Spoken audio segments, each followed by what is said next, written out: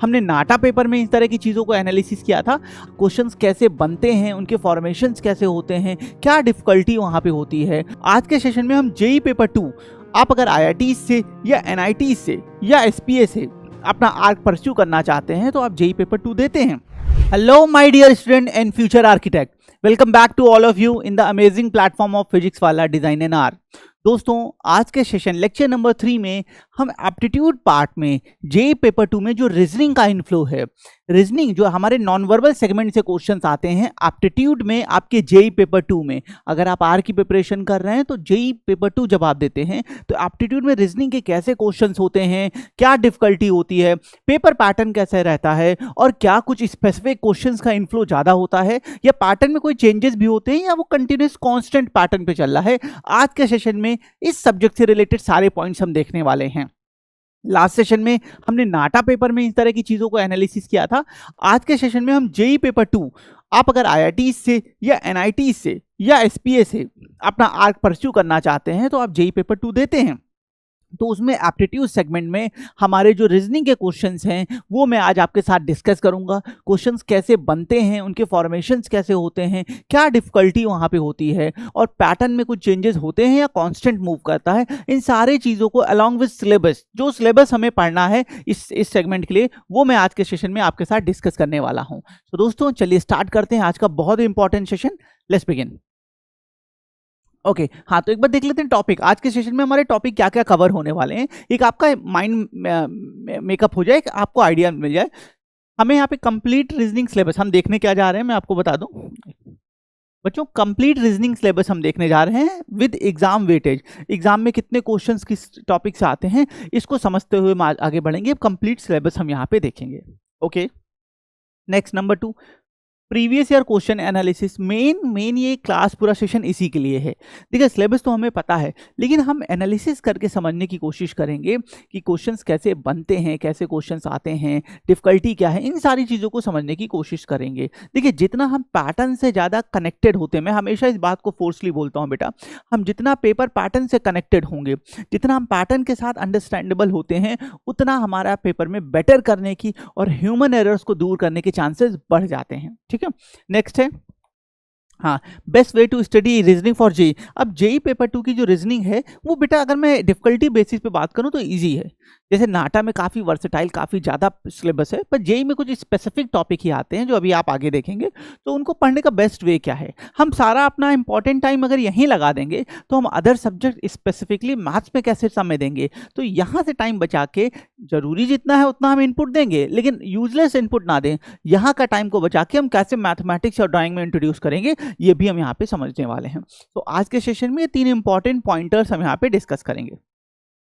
Next हाँ, अब मैं आपको जेई में रीजनिंग का कैसे क्या है एक बार आपको थोड़ा सा आइडिया देने की कोशिश करता हूँ। सबसे पहले रीजनिंग है क्या, देखिए क्योंकि जैसे मैथमेटिक्स है, फिजिक्स है, केमिस्ट्री है, आप अदर सब्जेक्ट्स अपने स्कूलिंग में पढ़ते हैं, पर रीजनिंग हमारे स्कूल्स में नहीं पढ़ाया जाता है। तो ये है क्या, पहले मैं आपको बता दूं बेटा, रीजनिंग किसी भी सिचुएशन पे हमारे रिएक्शन है। हम किसी सिचुएशन पे कैसे रिएक्ट करते हैं, लॉजिकल बेसिस पे, कनेक्शंस बेसिस पे, राइट और रॉन्ग के बेसिस पे हमारे जो जजमेंट होते हैं, हमारे कंक्लूजन होते हैं, वो रीजनिंग कहलाता है। दोस्तों रीजनिंग में कुछ भी सही या गलत नहीं होता है। जैसे मैथमेटिक्स में करेक्ट है या रॉन्ग, मतलब या तो रॉन्ग होगा या करेक्ट होगा, ऐसे अदर सब्जेक्ट्स में भी है। पर रीजनिंग में दोस्तों कुछ भी सही या कुछ भी गलत जैसा नहीं होता है। यहाँ सिर्फ एक चीज़ होती है, majorly connected to the statement, minorly connected to the statement, बस यही चीज़ है। इसके बेसिस पे हम पूरा ये जो सब्जेक्ट है ये डील होता है। ठीक है, मतलब कोई ऐसी चीज़ जो मेरे लिए तो बहुत ज़्यादा स्ट्रांगली करेक्ट है पर किसी अगले के लिए उतनी स्ट्रांगली करेक्ट नहीं है, या major minorly connected to the statement है। हाँ, अब टाइप्स ऑफ क्वेश्चन क्या आते हैं, तो बेटा यहाँ पे सिर्फ नॉन वर्बल रीजनिंग से क्वेश्चंस आते हैं। एक आधा क्वेश्चन कभी कभी वर्बल या लॉजिकल का आ जाता है, डायरेक्शन का दे दिया, स्टेटमेंट के दे दिए, कभी कभार एक आधा क्वेश्चन आ जाता है। नहीं तो 99% टाइम जेई पेपर 2 के एप्टीट्यूड सेगमेंट में रीजनिंग के नॉन वर्बल से क्वेश्चन आते हैं। अभी नॉन वर्बल रीजनिंग क्या है, जो डायग्राम बेसिस पे हम चीज़ों को रिप्रेजेंट करते हैं। मतलब वर्बल एंड लॉजिकल में हम बोल के सिचुएशंस को बताते हैं, पर बेटा नॉन वर्बल रीजनिंग में हम एक्सप्रेशंस के थ्रू, हम डायग्राम के थ्रू अपनी सिचुएशंस को बताते हैं। ये हमारा नॉन वर्बल रीजनिंग कहलाता है। अभी आगे हम सिलेबस देखेंगे और डिटेलिंग में चीज़ों को देखेंगे। हाँ, अब पढ़ाई के लिए कितना टाइम देना चाहिए, जैसे मैं हमेशा बोलता हूँ, मैं टोटल गाइड आपको करूँगा। मेरी कोशिश नहीं होती, ये होती है कि मैं बच्चों को अधूरा कोई चीज़ ना दूँ। मैं आपको टाइम भी बता रहा हूँ, क्वेश्चंस भी बता रहा हूँ, सब बता रहा हूँ, और आप बिलीव करें ये एक्सपीरियंस के बेसिस पे बनाया गया है। देखिए हर टॉपिक में आपको यहाँ अलग टाइम मिलेगा, आप सारे वीडियोज़ में जाके देखिएगा, क्योंकि जैसी रिक्वायरमेंट है वैसी चीज़ बच्चों को दी जाए। तो बच्चों अगर आप जेईई एप्टीट्यूड इसके लिए प्रिपरेशन कर रहे हैं तो 20 to 40 minutes of study per day basis पे मोर देन सफिशिएंट है। ये मैं आपको मोर देन सफिशिएंट टाइम बता रहा हूँ। आप 20 मिनट्स लगा लें, ये डिपेंड करता है कि आपकी रीजनिंग स्किल्स कैसी हैं। अगर आप थोड़ा सा वीक हैं तो आपको मेजर साइड 45 मिनट्स की तरफ देखना चाहिए, 40 to 45 मिनट्स करना चाहिए। लेकिन अगर आपकी स्ट्रांग है, आप कर सकते हैं, तो बेटा आप 20 मिनट्स के आसपास लगाएं पर डे बेसिस पे। इससे दो फायदे होते हैं। बोलोगे सर 20 मिनट में क्या कॉपी खोलेंगे, 2 क्वेश्चन करेंगे? नहीं बेटा, इसका फायदा है आप डेली कनेक्टेड होते, जो फ्लो है ना वो कंटिन्यूसली आगे बढ़ता चला जा रहा है। हम डेली कनेक्ट हो रहे हैं उस सब्जेक्ट से, तो इससे हमारा अटैचमेंट भी ब्रेक नहीं होता है, हमारा कॉन्फिडेंस भी हाई होता है, और थोड़ा करके हमारा सब्जेक्ट नॉलेज भी इंप्रूव होता है। ठीक है, और यहाँ पे बहुत कम ही सब्जेक्ट मतलब कंटेंट है भी बेटा। ठीक है, तो अगर आप 20 to 45 मिनट्स दे रहे हैं तो मेरे ख्याल से ये मोर देन सफिशिएंट है। इतने में आप बहुत बेहतर परफॉर्म कर सकते हैं। आगे बढ़ते हैं। डिफिकल्टी लेवल जैसे मैंने पहले बताया, ईजी। मैं आपको हमेशा कहता हूं, मैं आउटलाइनर्स की बात नहीं करता हूं, मैं एवरेज डेटा की बात करता हूं। 80 to 90% कंटेंट आपको इजी मिलेगा। आप जेई पेपर 2 के रीजनिंग के सेक्शन को उठाएंगे, आप देखिएगा 80 to 90% ऐसी चीजें जो आप बहुत इजीली सॉल्व कर पाएंगे। हाँ, हो सकता है मैं आपको उसका कोई बेस्ट अप्रोच बता पाऊं, हो सकता है मेरे पास कोई बहुत बेहतर अप्रोच हो, लेकिन बिलीव करें 80 to 90% कंटेंट बहुत इजी है और हम आसानी से उसे कर सकते हैं। एक प्रॉपर गाइडेंस मुझसे आपको मिलेगा, लेकिन सेगमेंट जो सेक्शन है पूरा इजी है, ये चीज आपको क्लियर होना चाहिए। Next point, 95% of the time questions will come from your classroom content. आप देखिएगा जब भी मैं आपको जब हम इसके डेडिकेटेड बैच में टॉपिक्स कर रहे होंगे, इसी बैच में आगे 95% टाइम आपके क्लासरूम कंटेंट से क्वेश्चन बनेंगे।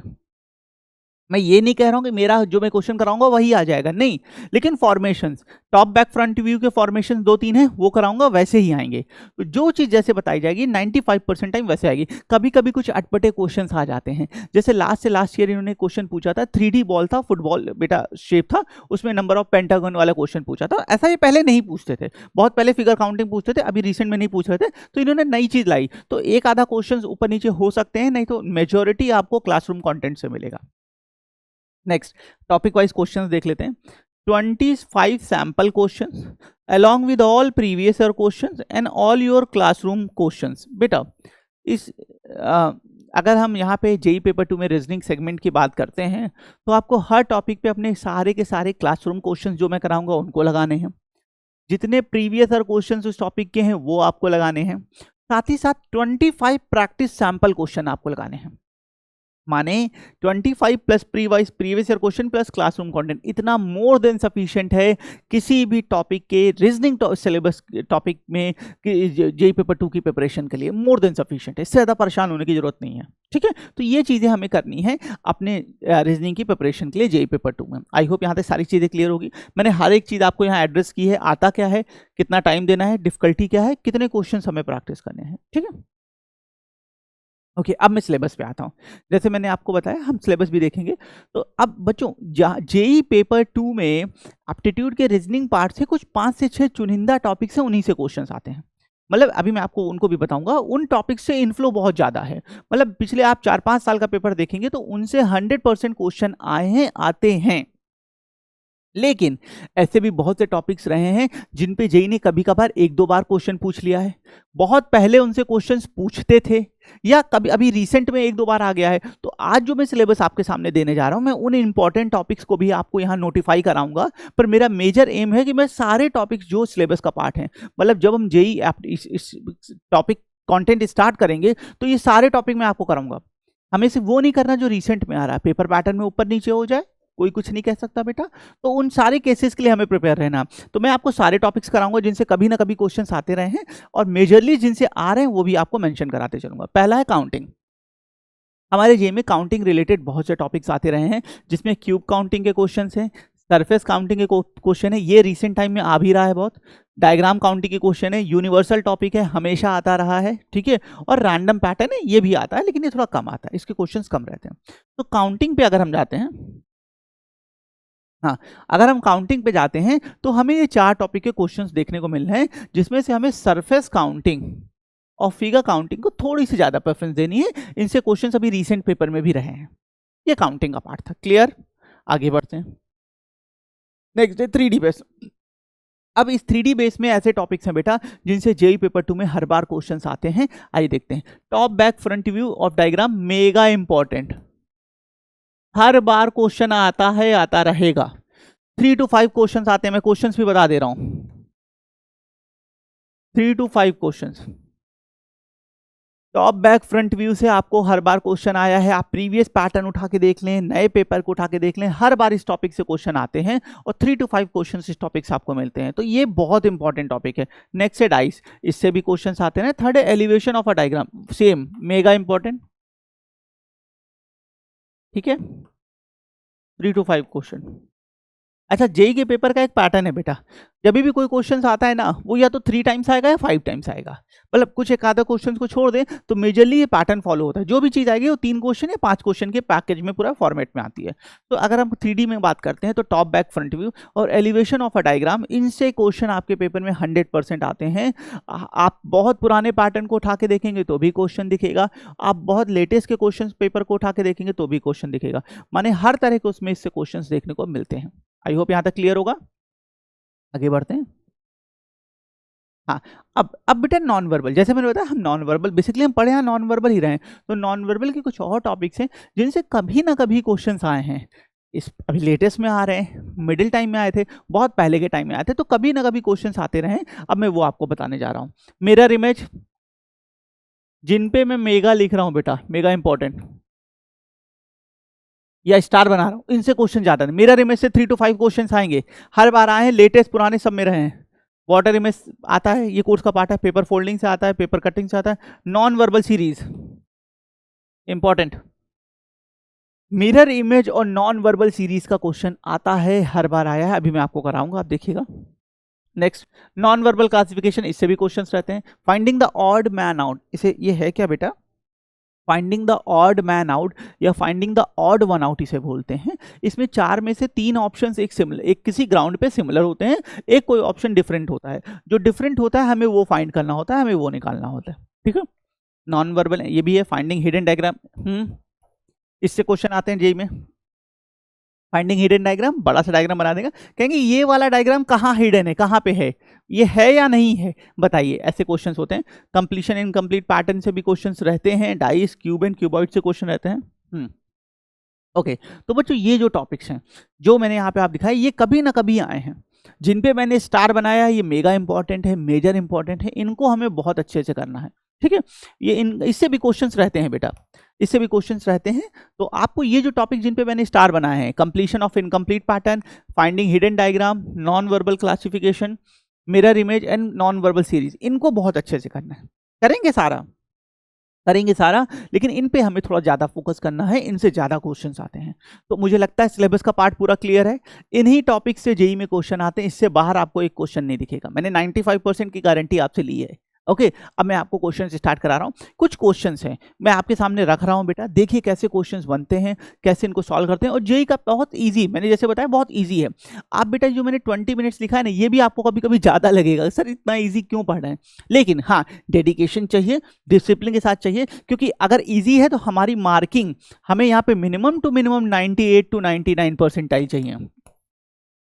अगर आप इसमें एप्टीट्यूड में 98 to 99 परसेंटाइल नहीं स्कोर कर रहे हैं तो बेटा आपके जो ड्रीम कॉलेज हैं वो पाने में आपको बहुत प्रॉब्लम होने वाली है। तो इस बात का ध्यान रखिएगा, यहाँ 98 to 99 परसेंटाइल हमें चाहिए ही चाहिए, जो कि इस रीजनिंग के रास्ते से होके गुजरता है। ठीक है, चलिए अब कुछ क्वेश्चन है, आइए देख लेते हैं। एक क्वेश्चन की अंडरस्टैंडिंग भी कर लेते हैं। हर टाइप के क्वेश्चंस को मैंने यहाँ कंबाइन किया है। मेरा एम है कि जो टॉपिक्स मैंने बोले हैं इंपॉर्टेंट, हर टाइप के एक एक क्वेश्चन, दो क्वेश्चंस आपके सामने रख के उनका बेस्ट अप्रोच आपको बता सकूं।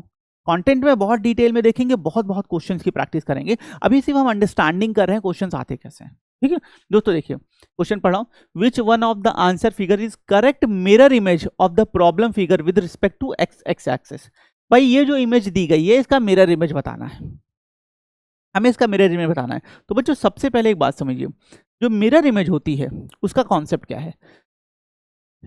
अगर यहाँ पे मैं आपको कॉन्सेप्ट पहले बता दे रहा हूँ, ये मिरर है, मिरर हमेशा वर्टिकल एक्सिस पे हम रखते हैं बाय डिफॉल्ट, मैंडेटरी नहीं है, कभी कभी कुछ एक्सट्रीम केसेस में नहीं होता, लेकिन बाय डिफॉल्ट एक्स रखते हैं। अब मिरर इमेज का कॉन्सेप्ट क्या है, जो चीज़ यहाँ ऐसे दिख रही है ना, उसको यहाँ ऐसे पलट देना है, ये कॉन्सेप्ट है। मैं आपको एक और तरीका बता रहा हूँ।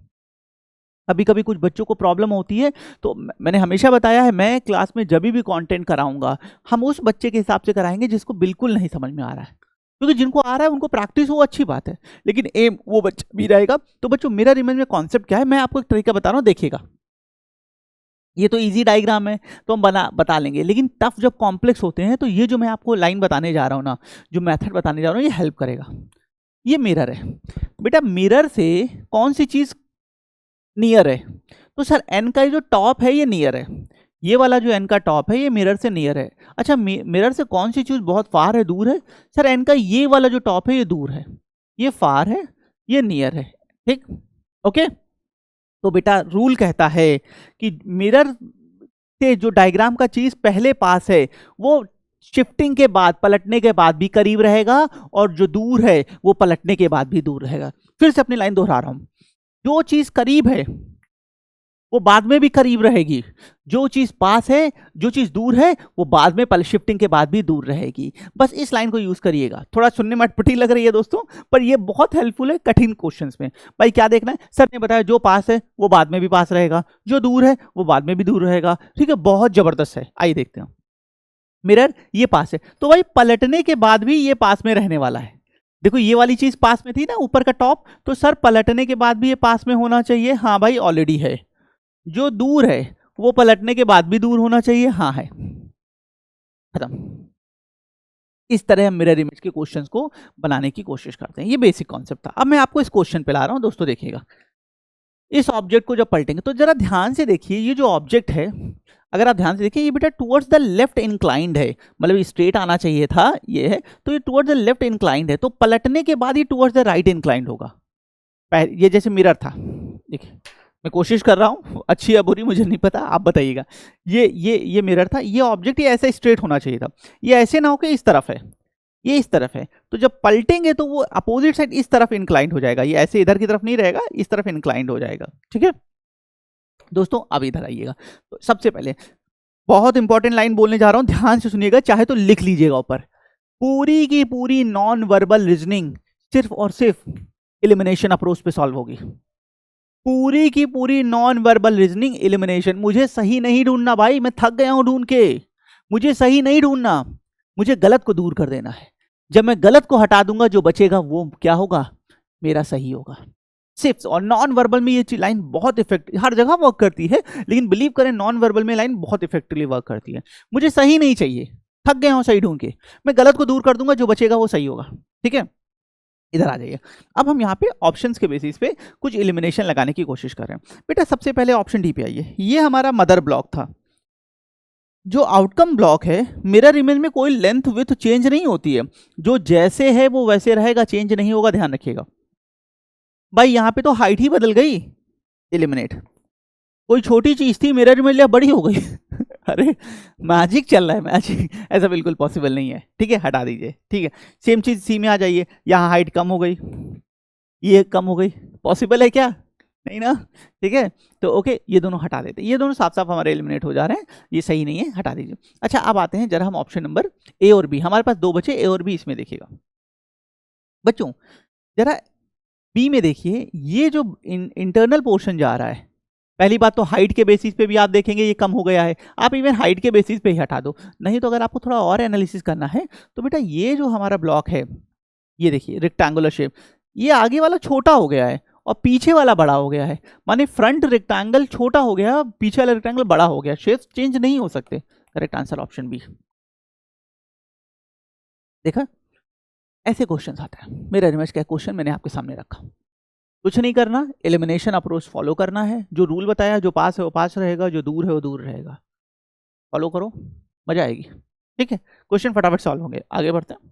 क्वेश्चन नंबर 2 अगला देखते हैं, क्या टॉपिक है, बोला था नॉन वर्बल सीरीज। हमेशा क्वेश्चन आते हैं और 3 और 5 के सेट्स में क्वेश्चन आते हैं दोस्तों, ध्यान रखिएगा, जेई पैटर्न है पूरी तरीके से, ऐसे ही करता है। चलो देख लेते हैं। Question figure A B C show series of configuration, select the correct option from the given suitable for option D. Option D में कौन सा आएगा ये बताना है। तो अब बच्चों इधर देखिए, देखिएगा डिफिकल्टी देखिए कितनी आसान है। ये जो ब्लैक रेक्टेंगल है टॉप पे, फिर अगले से वो यहां आ गया, तो बेटा अगर मैं इसको चेक करूं तो कितना है सर, ये 135 डिग्री क्लॉकवाइज रोटेशन ले रहा है। माने जो ब्लैक रेक्टेंगल था वो 135 क्लॉकवाइज रोटेशन हो गया। अब एक बार से कोड वेरीफाई नहीं होता, कभी भी कोड एक बार से जनरेट नहीं होता। हमने एक बार बनाया, अब हम इसको दोबारा वेरीफाई करेंगे। जब 2 बार कोड वेरीफाई होता है तभी वो कोड बनता है। तो इधर आ जाइए, फिर यहां से यहां आ गया, तो जब वो यहां से यहां आया तो कितना हुआ सर, अगेन 135 क्लॉकवाइज रोटेशन आ गया। चलो भाई कोड वेरीफाई हो गया, माने ब्लैक रेक्टेंगल 135 क्लॉकवाइज रोटेट कर रहा है। तो अगले में कहां पहुंच जाएगा, यहां से 135 लगाएंगे, यहां पे आ जाएगा कुछ ये सेगमेंट, यहां पे आ जाएगा। ठीक है, तो हमारे कौन से ऑप्शन में ब्लैक रेक्टेंगल यहां है, नहीं है हटा दो, रिमूव, रिमूव ऑप्शन सी।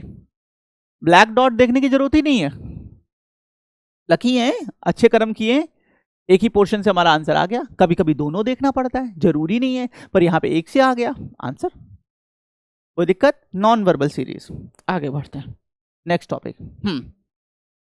अब देखिए मैंने बोला ना कभी कभी एक आधा क्वेश्चन बियॉन्ड टॉपिक्स आ जाते हैं, हम उनको टॉपिक में नहीं कर पाते, ऐसे क्वेश्चन होते हैं। वैसा एक क्वेश्चन आपके सामने रखा है मैंने। क्वेश्चन है क्या, कह रहा है बेटा, given image is question figure is part of square. बेटा कोई स्क्वायर है, उसको 2 पार्ट में इन्होंने डिवाइड कर दिया, मोटा समझिए, ठीक है। तो which of the following answer figure is a perfectly fit to right such. अब भाई देखो, ये किसी स्क्वायर का एक पोर्शन है, इसको ए नाम दे देते हैं। अब ऑप्शन फिगर में से ऐसा ए नहीं देते हैं क्योंकि ये ऑप्शन हो जाएगा, कंफ्यूज होंगे, इसको नाम दे देते हैं एम, ये एम है। अब इसमें कौन से ऑप्शन फिगर को मैं फिट कर दूं बेटा, कौन से ऑप्शन फिगर को मैं इसमें फिट कर दूं जिससे हमारा वो स्क्वायर पूरा कॉम्पैक्ट प्रिपेयर हो जाए, तैयार हो जाए। तो ये फिटिंग करनी है। तो अब ठीक है, देखते हैं एलिमिनेट, जैसे मैंने बोला एलिमिनेशन। भाई कोई स्क्वायर है, ऐसा बना है मान लो, अब इसको कंप्लीट करने के लिए क्या चाहिए, तो सर इसको कंप्लीट करने के लिए अगर ये ऐसा मुझे डायग्राम, भाई ये तो बना हुआ है, अगर ये मिल जाए, ये मुझे मिल जाता है, तो या इसको ऐसे भी बोल सकते हैं, ये ओवरलैप कर जाएगा, तो मुझे यहाँ पे एक स्क्वायर मिल जाएगा। तो हमने देखा कितना बना है कितना मिसिंग है, उसके बेसिस पे हम जज कर रहे हैं। अब मैं आपको इस क्वेश्चन पे ला रहा हूँ, देखिएगा वही चीज जैसे बताया, एलिमिनेशन, सही सॉल्व करने के डायरेक्शन में नहीं सोचना, एलिमिनेशन। बच्चों देखो तो थोड़ा सा इसमें नेमिंग कर रहा हूँ आपको इजी हो जाए। ए, एक मिनट रुकिए बच्चों, इसी with A B C D E F. देखो मैंने कुछ नेमिंग की है ताकि आपको थोड़ा सा एक मिनट बच्चों, थोड़ा सा बड़ा लिख रहा हूँ आपको दिखे तो कंफ्यूजन है। ए बी सी, हाँ थोड़ी सी मैंने नेमिंग की है, आपको समझ में आया। अब बच्चों देखिएगा, ब्लॉक ए में देखिएगा, जब हम ब्लॉक में ए में आ रहे हैं, भाई स्क्वायर ऐसे तो कंप्लीट होगा, अगर ये स्क्वायर है, ये कुछ ऐसे तो कंप्लीट होगा। तो ब्लॉक ए में कुछ इतना मिसिंग है, मतलब ए की जगह, हाँ सॉरी, ब्लॉक ए में बेटा ए की जगह हमारे पास कुछ इतना पोर्शन ऐसा हमें चाहिए, क्योंकि ये जब ऐसे मिलेगा तो देखिए पूरा कंप्लीट हो जाएगा, दिख रहा है, ये ऐसा कंप्लीट हो जाएगा। तो मुझे ब्लॉक ए की जगह एक ऐसा पोर्शन चाहिए जिसमें एक छोटा सा पार्ट इधर की तरफ आ रहा हो। ठीक है, अब आते हैं देखते हैं बेटा सी में आइए, ये बहुत बड़ा है, पूरा स्क्वायर इतना बड़ा है जिसमें ये पूरा पोर्शन कवर कर ले रहा है, तो सी तो नहीं पॉसिबल है, सी को हटा दीजिए, सी पॉसिबल नहीं है क्योंकि इस तरह का पैटर्न वहां फॉलो नहीं पाएगा, हमने सी को एलिमिनेट कर दिया। ब्लॉक ए के बेसिस पे हम सी को एलिमिनेट कर ले गए हैं। ठीक है, आगे बढ़ते हैं, यहां तक क्लियर है, आई होप यहां तक की कहानी क्लियर होगी। ठीक है, आगे बढ़ते हैं, नेक्स्ट पे देखते हैं। अब हम आते हैं बी पे, तो बी पे जरा देखिएगा बेटा बच्चों, बी पे इतना बना हुआ है, तो बी पे हमें क्या चाहिए, क्या हमें एक बड़ा सा बार चाहिए, ये पूरा पोर्शन ऐसे कंप्लीट करेगा ना, तो बी के लिए मुझे एक बड़ा सा बार चाहिए, छोटे बार से काम नहीं चलेगा बी के लिए। अब यहाँ पे आ जाइए, यहाँ पे बड़ा सा बार देखिए है बना हुआ है, ठीक है, सब में बना हुआ है, लेकिन एक बार बीसी विथ भी होनी चाहिए, इसकी विथ भी ठीक ठाक है बेटा, जबकि ए और बी में तो दिख रहा है, यहाँ पे देखिए विथ बहुत कम कर दी है, इसमें विथ बहुत कम कर दी है, तो ये फिट नहीं होगा, तो डी भी हटा दीजिए। तो सी एंड डी हमने एलिमिनेट कर लिया, अब बचा ए एंड बी, इस पे आते हैं। तो बच्चों देखना, तो अब ये सेम हो रखा है, ये सेम हो रखा है, ये सेम हो रखा है, तो डिफरेंस कहाँ है? हमें इसमें डिफरेंस पे देखिएगा। देखिए जो सेम है ना, अब ए ही बी बचे हैं, तो उनमें जो सेम है उससे कोई डिफरेंस नहीं आएगा। हमें देखना है यार वहां पे डिफरेंस कहाँ है, जहां डिफरेंस है वहां से हमारा आंसर बचेगा। तो ये टॉप पोर्शन देखिए, अब मैं इसको हटा रहा हूं ताकि आप समझ सकें अच्छे से। बच्चों ये लाइन है, यहां तक आपका ये फीड हो जाएगा, ये पोर्शन यहां तक फीड हो जाएगा। लेकिन जब आप इस पोर्शन के लिए आगे बढ़ रहे होंगे, तो ये देखिए ये लाइन स्लैंटिंग लाइन है, दिख रहा है या नहीं दिख रहा है बच्चों? यहां पे देखिए ये पोर्शन यहां तक पूरा बन जाएगा, इससे इस वाले से इसको पूरा हम फिट कर देंगे, बन जाएगा। देखिए यहां तक बना हुआ है पूरा, ये ऐसा कंप्लीट कर देगा, ये ऐसा कंप्लीट कर। इसके आगे जो ये हमें लाइन चाहिए, ये स्लैंटिंग है, यहां पर ये देखिए लाइन स्ट्रेट आ गई है बेटा, यहां पे वो लाइन स्ट्रेट आ चुकी है, देखिएगा फिर से बता रहा हूं। ये पोर्शन है यहां तक, इस पोर्शन को यहां तक बना है, इतने पोर्शन को यहां तक कवर कर दिया जाएगा, ये पोर्शन यहां तक कवर हो जाएगा पूरा, ठीक है। अब इसके आगे की लाइन है, इसके आगे की जो लाइन है ये स्लैंटिंग है, तो इस स्लैंटिंग लाइन पे अगर स्ट्रेट लाइन जाएगी तो वो पोर्शन कभी फुलफिल होगा नहीं, तो हमें यहाँ पे एक स्लैंटिंग लाइन चाहिए जो इसे पूरा करेगी, उसके आगे पूरा स्क्वायर कंप्लीट होगा। सो इस बेसिस पे अगर आप देखें तो जो हमारा ए वाला है, बी वाला है, वो एलिमिनेट हो रहा है। क्यों एलिमिनेट हो रहा है फिर से बता दूं, देखिए एक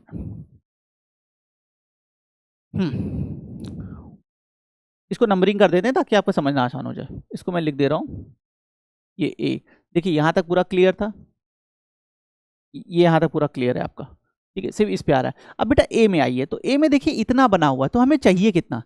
ए में ये मिसिंग है, ये पोर्शन मिसिंग है ए में, तो हमें ये पोर्शन अगर कहीं से मिल जाए, तो इतना बना है, हमें ये लाइन मिसिंग है, सिर्फ हमें लाइन चाहिए, हमें बेसिकली ये वाली लाइन चाहिए। तो देखिए ये लाइन यहां मिल रही है या नहीं मिल रही है, ये लाइन यहाँ पे भी मिल रही है, तो अब आपका इतना बन गया, इतना कंप्लीट हो गया। इसके बाद ये जो स्ट्रेट लाइन इसने उन्हें दे दी है, इसमें बी वाले में ये जो स्ट्रेट लाइन है ये कहाँ जाएगी?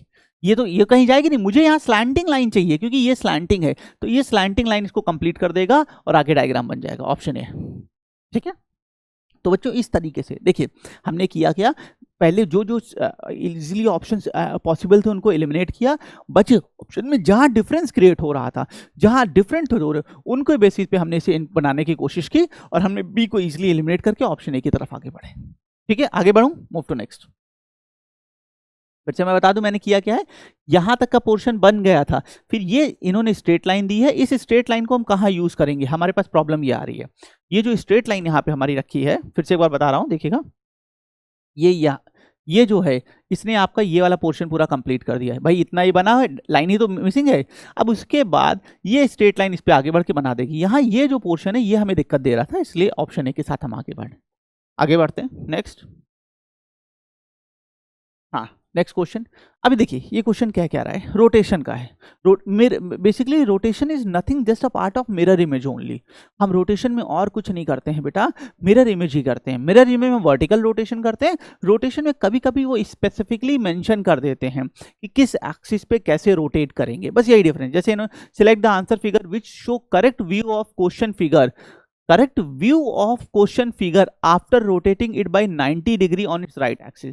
भाई अगर हम इसको 90 डिग्री रोटेट कर देते हैं क्वेश्चन फिगर को क्लॉकवाइज एक्सिस पे 90 degree rotate on it's right rotate कर देते हैं, तो हमारा क्या फिगर बन के आएगा ये बताना है।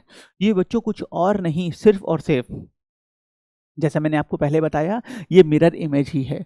मिरर इमेज को कहने का एक अलग ढंग है, इसके अलावा कुछ नहीं है।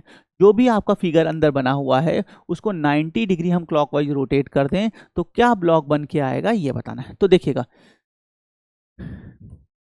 Select the answer figure which show correct view of question figure after rotating it by 90 degree on it's right. अब इस डायग्राम को 90 डिग्री रोटेट करना, तो 90 डिग्री रोटेट करने का मतलब क्या होता है, जैसे ये हमारे पास है, ये डायग्राम है, इसको 90 डिग्री रोटेट कर देंगे तो यहाँ आ जाएगा, कुछ ऐसा वर्टिकल एक्सिस की तरफ शिफ्ट हो जाएगा, ये हमें बताना है। तो बच्चों ये और कुछ नहीं है, जो मैंने आपको पहले बताया मिरर इमेज है, ये वैसा ही क्वेश्चन है। तो इसमें भी हमें रोटेशन ही करना है, कोई नई चीज नहीं हो रही है, ठीक है। चलिए, मतलब कॉमन सिमिलर क्वेश्चन हो रहा है ये, आगे बढ़ते हैं नेक्स्ट। मैं आपको थोड़ा डिफरेंट क्वेश्चंस कराने की कोशिश कर रहा हूँ ताकि हर एक क्वेश्चन का थोड़ा आइडिया आपको दे सकूं बच्चों। वो सेम क्वेश्चन था इसलिए मैं आगे बढ़ रहा हूँ नेक्स्ट क्वेश्चन की तरफ।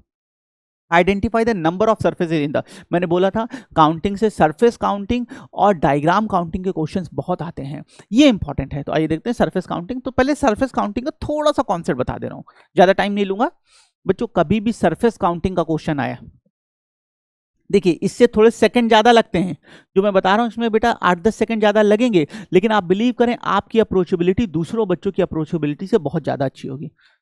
सरफेस काउंटिंग का कभी भी क्वेश्चन आए, टॉप निकालेंगे, बॉटम निकालेंगे, फ्रंट निकालेंगे, बैक निकालेंगे, राइट और लेफ्ट निकालेंगे, टोटल कर देंगे।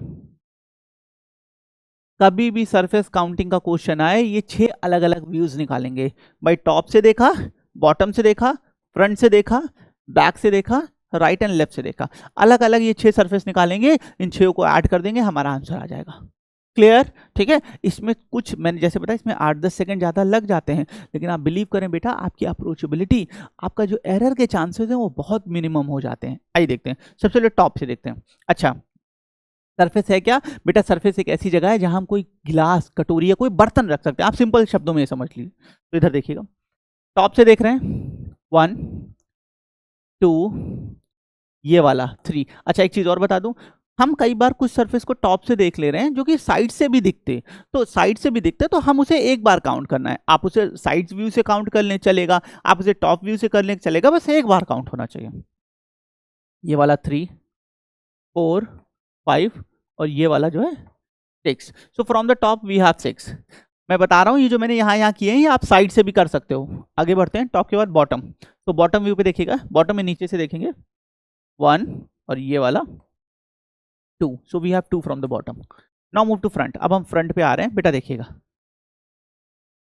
इस फ्रंट से देखेंगे, this complete 1 only, this complete 1 only. जब हम सामने देखा तो हमें यही दिख रहा है, this complete 1 only. So from the front we have 1 and from the back we also have 1 only, from the back we also have 1 only. ठीक है, ओके। चलो साइड व्यू पे आ जाते हैं, राइट पे आ जाओ।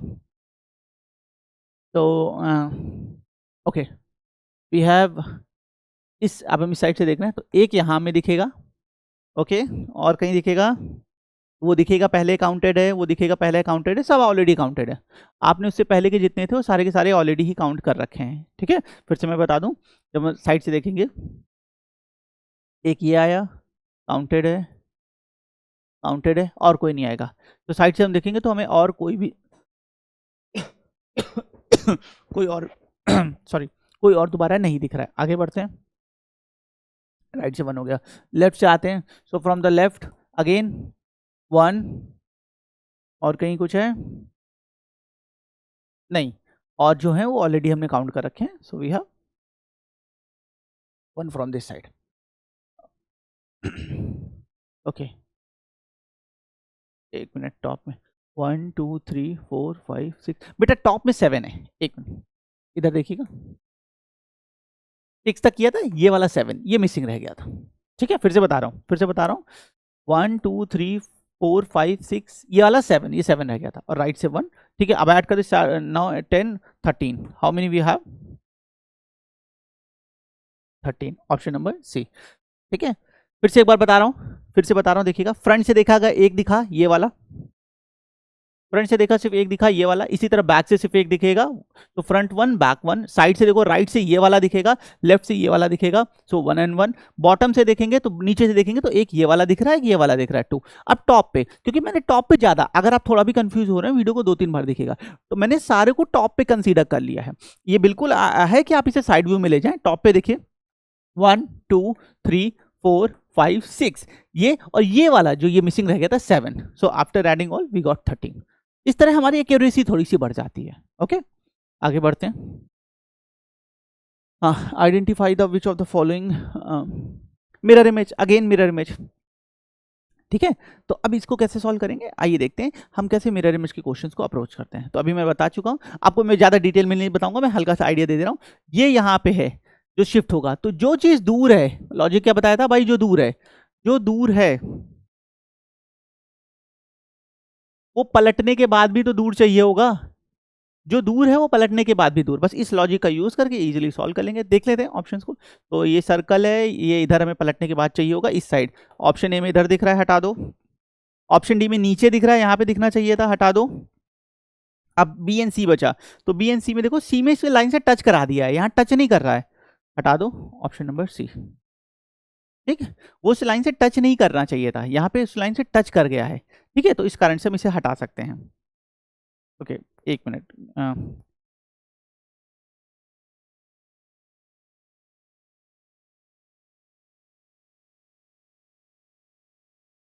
ओ oh no no no, okay चलो बच्चों, मैं आपको इस क्वेश्चन का सोल्यूशन बता रहा हूँ, मिरर इमेज जैसा ही क्वेश्चन है, तो बहुत ज़्यादा टाइम नहीं देंगे। वैसे आप जैसे मैंने बताया, जो चीज़ करीब है वो पलटने के बाद भी करीब, जो दूर है वो पलटने के बाद भी दूर। तो इधर देखिएगा, ये सर्कल यहाँ पे दूर डिस्टेंस पे दिख रहा है, तो अब देखिए पलटने के बाद यहाँ पे डिस्टेंस पे, तो पलटने के बाद भी उधर उस साइड दिखना चाहिए डिस्टेंस पे, यहाँ पे तो करीब में दिखा दिया, हटा दो। बी वाले में टच करा दिया है, टचिंग नहीं होनी चाहिए थी, हटा दो, एलिमिनेट हो जाएगा। बेटा सी वाले में देखो, ये जो सर्कल है ये इस स्लैंटिंग लाइन के बहुत करीब था, यहाँ पे बहुत ज्यादा डिस्टेंस पे कर दिया है, तो ये भी हटा दो, एलिमिनेट, ऑप्शन डी। अच्छा, ऑप्शन डी में थोड़ा सा इमेज नीचे ज्यादा कट हो गई है, लेकिन इसके आगे परस्यू लाइन आगे बढ़ रही है। ये जो सर्कल की पोजीशन है एकदम परफेक्ट है, इस वजह से हमारा आंसर ऑप्शन नंबर डी हो जाएगा। ठीक, वही लॉजिक, जो पास है, जो जिस पैटर्न में पहले है वही पलटने के बाद होगा, उसी का यूज करके सॉल्व किया है। Okay, next question.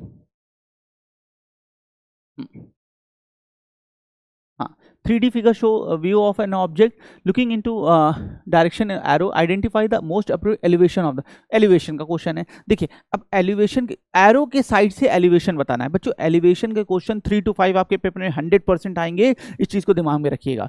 अब एलिवेशन का क्वेश्चन कैसे करते हैं हमें ये इस हमें इस साइड से एरो दिखा रहा है, तो एरो के साइड से देखने से ये जो डायग्राम्स है इनकी वर्टिकल लाइंस की पोजीशंस क्या होगी, जो हमारी वर्टिकल लाइंस की पोजीशंस बनी होगी वो हमें यहाँ पे इसमें बतानी होती है। इसका थोड़ा मेजर कॉन्सेप्ट है बेटा, जो डिस्कस करना होगा, उसके बाद ही आप इन क्वेश्चंस को अप्रोच कर पाएंगे। ये मैं आपको साथ जब क्लासरूम में टॉपिक डिस्कस करूंगा तो बताऊंगा, पर एलिवेशंस के क्वेश्चन आते हैं, ईजी होते हैं। एक बार कॉन्सेप्ट बता दूंगा, एप्टीट्यूड बेसिस पे कॉन्सेप्ट देखेंगे, एलिमिनेशन अप्रोच पे मैं आपको यहाँ एप्टीट्यूड बेसिस का एलिमिनेशन अप्रोच का कॉन्सेप्ट बताऊंगा, फिर आप इन क्वेश्चंस को आसानी से कर सकते हैं। आगे बढ़ते हैं।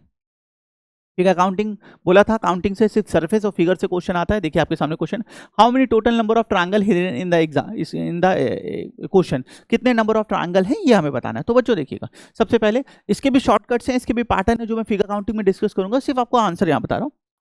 ये जो शेप होता है, if any quadrilateral have two diagonal then we have how many triangles, तो हमारे उसमें 8 ट्रायंगल्स होते हैं। अगर किसी quadrilateral में हम ऐसा शेप बना देते हैं तो हमारे पास 8 ट्रायंगल्स हो रहे होते हैं। ठीक है, यहाँ पे भी ऐसा है, लेकिन अगर आप ध्यान से देखें, यहाँ दूसरा डायगोनल जो था वो कंप्लीट नहीं किया गया है, हमारा सिर्फ एक डायगोनल बना हुआ है, दूसरा डायगोनल बना नहीं हुआ है। ये हम as a shortcut, as a basic concept use करते हैं। यहाँ पे एक बना हुआ है, अब सिर्फ एक बना है, उसके बेसिस पे हमें यहाँ से सॉल्व करना है कि कितने नंबर ऑफ ट्रायंगल्स होंगे। तो बच्चों जरा देखिएगा, बड़ा वाला 1, ठीक, इस साइड से ये बड़ा वाला 2, यहाँ तक कोई दिक्कत? ठीक है, ये पूरा बड़ा वाला, मैं कलर बदल के दिखा रहा हूँ ताकि आपको थोड़ा सा, ये पूरा हमारा 1 हो गया, और इस साइड से देखेंगे ये पूरा हमारा 2 हो गया। क्लियर, चलेगा? अच्छा, अब जब इधर से सॉल्व किया बच्चों, तो ये बड़ा वाला 1, ये बड़ा वाला 2 हो गए। यहाँ तक क्लियर है, इसमें कोई दिक्कत है? ठीक है, अब आगे बढ़ रहे हैं। नेक्स्ट, इसको हटा रहा हूँ, देखिएगा, ये छोटा वाला 3, ये छोटा वाला 4, चलेगा? चलेगा। नेक्स्ट, ये छोटा वाला 5, ये छोटा वाला 6, चलेगा? क्लियर? हमने किया क्या, छोटे छोटे वाले जो थे इनको अलग अलग निकाल लिया, इसमें 2 हैं, इसमें 2 हैं, 4 हो गया, और बड़े वाले में जोड़ दिया, 6 हो गया। यहाँ तक कोई दिक्कत? यहाँ तक कोई दिक्कत, प्रॉब्लम? अब ये जो बड़े वाले हैं बेटा, इसमें कोई एडिशनल और ट्रायंगल कहीं नहीं बनता दिख रहा है। आप पूरी तरीके से देख लें, कहीं कोई नया एडिशनल ट्रायंगल हमारा इसमें नहीं बन सकता है, क्योंकि ट्रायंगल तब बनता है जब दूसरा डायगोनल भी हम ड्रॉ करते, जो कि मिसिंग है।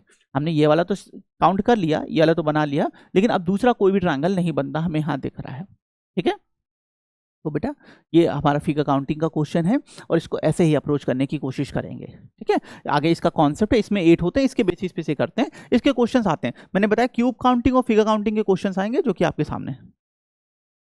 Next, again non verbal series, जैसा बताया था इसके क्वेश्चन आते हैं, नॉन वर्बल सीरीज का क्वेश्चन है, ठीक है।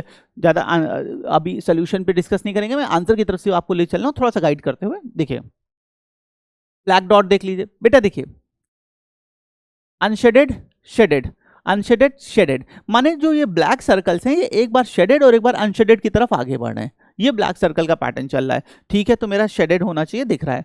अब आ जाइए इसमें, स्क्वायर डायमंड, स्क्वायर डायमंड, माने हमें डायमंड शेप चाहिए, इसके बेसिस पे भी हम कुछ एलिमिनेट नहीं कर पाएंगे, साफ साफ दिख रहा है। आगे बढ़ते हैं, इस पे आ जाइए, ये जो लाइंस बनी है vertical lines, horizontal line, vertical line, अगले में हॉरिजेंटल लाइन हमें चाहिए, ये दो ऑप्शन एलिमिनेट हो जाएंगे, ठीक। इसके बेसिस पे हम कुछ एलिमिनेट कर पाए। आगे इसमें आ जाइए सर्कल में, सर्कल में देखिएगा बेटा हॉरिजेंटल लाइन, अच्छा हॉरिजेंटल सब में है, हॉरिजेंटल लाइन ब्लॉक, इस ब्लॉक में, देन नेक्स्ट में शिफ्टिंग, फिर नेक्स्ट में शिफ्टिंग, फिर नेक्स्ट, तो अगले में मुझे यहाँ पे चाहिए, यहाँ पे चाहिए, और ये लाइंस कैसी होनी चाहिए, हॉरिजेंटल, क्योंकि ये चेंज नहीं हो रही हैं, तो ये एलिमिनेट हो जाएगा क्योंकि वर्टिकल है, ऑप्शन बी, ऑप्शन में बेसिक कॉन्सेप्ट के थ्रू आगे बढ़े।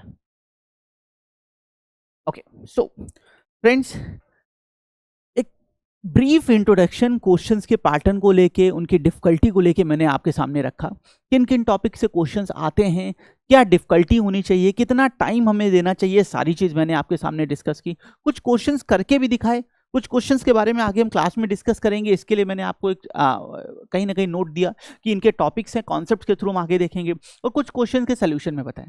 बच्चों इन सारी चीज़ों में आपने देखा होगा क्वेश्चंस की जो डिफिकल्टी है वो बहुत ईजी है, हम थोड़ा सा भी ध्यान देके अगर करेंगे तो आसानी से इन क्वेश्चंस को कर सकते हैं। आई होप ये सेशंस आपके लिए काफ़ी हेल्पफुल रहेगा, एक यूनिवर्स मेकिंग में, एक एप्टीट्यूड रीजनिंग के क्वेश्चंस के फ्रेम मेकिंग में आपको ये टॉपिक बहुत हेल्प करा होगा ये सेशन आज का। अगर कोई डाउट है सब्जेक्ट से रिलेटेड, क्वेश्चन से रिलेटेड, आप कमेंट करें, we will happy to address it, मैं उसे बिल्कुल एड्रेस करूंगा। मिलते हैं इसी तरह के किसी ब्यूटीफुल और एजुकेशनल सेशन में फिर से एक बार बहुत जल्दी दोबारा। Keep rocking.